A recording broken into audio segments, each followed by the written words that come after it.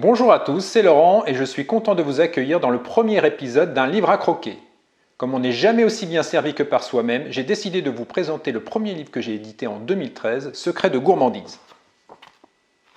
J'ai commencé à publier des recettes sur mon blog en 2009 pour partager mes différentes expériences en pain et pâtisserie sans gluten et je recevais régulièrement des messages m'indiquant « Laurent, pourquoi tu ne publies pas ton premier livre ?»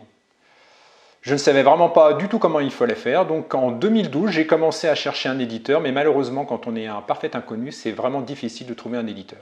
Heureusement, j'ai découvert un service d'une société que vous n'aimez pas beaucoup, Amazon, qui avait un service qui s'appelait Kindle Direct Publishing et qui permet aux auteurs de s'auto-éditer.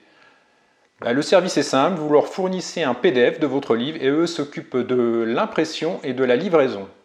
Donc pendant un an, je me suis attaché à réaliser ce livre. J'avais vraiment jamais pris une seule photo de ma vie culinaire et j'avais jamais utilisé un logiciel de PAO. Alors j'ai acheté un appareil photo comme ça et je me suis formé sur internet et donc je regardais un petit peu comment faisaient les autres pour prendre des photos culinaires. Et puis je me suis aussi acheté un logiciel InDesign pour la publication. Du coup, j'ai beaucoup feuilleté de livres à la Fnac pour regarder un petit peu comment les gens faisaient pour prendre des photos culinaires et pour savoir comment faire une belle mise en page. Donc pendant un an, j'ai travaillé ardemment à la réalisation de ce livre. Quelques semaines avant la publication de mon premier livre, j'avais réalisé différentes couvertures de mon livre et donc j'ai lancé un sondage pour savoir quelle couverture les gens voulaient bien voir. Et il y a une personne qui m'a envoyé un message et qui m'a dit « Écoute Laurent, tes couvertures, bon, elles sont vraiment moches, mais si tu veux, je peux te mettre en contact avec une amie qui est graphiste et qui fait sa dernière année d'études. » Et donc c'est Johanna qui a réalisé la couverture de ce livre. Alors je suis plutôt fier du résultat de ce livre. Quand on part de zéro et qu'on ne sait pas prendre de photos et qu'on ne sait pas faire de publication, je suis vraiment content du résultat.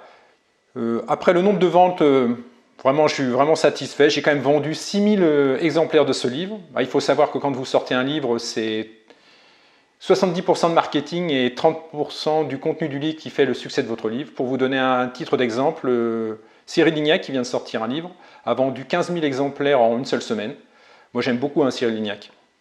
Mais pour vous montrer que quand on est un parfait inconnu, c'est vraiment difficile de vendre des livres. Heureusement, j'avais mon blog et j'avais ma page Facebook qui avait pas mal de succès. Que contient ce livre? Dans la première partie de ce livre, vous avez des recettes de base, type pâte sablée, pâte à choux. Parce que la pâtisserie, c'est un petit peu comme une boîte à outils. Il faut avoir des recettes de base pour pouvoir faire d'autres recettes. Ensuite, vous avez différentes rubriques dans ce livre avec des gâteaux de fête, type des brioches des rois et différentes bûches. Vous trouvez aussi différents cakes et aussi des spécialités bien françaises telles que l'opéra, Paris-Brest, religieuse, tarte aux pommes, éclair au chocolat. Je pense en fausse modestie que c'est le premier livre qui est sorti en France et qui répertoriait les principales pâtisseries françaises mais en version sans gluten et sans produits laitiers.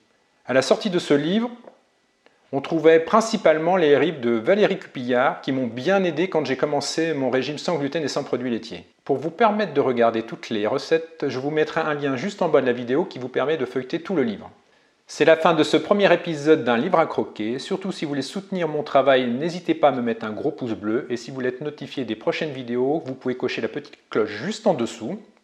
Je vous dis à très bientôt pour un nouvel épisode d'un livre à croquer. Bye!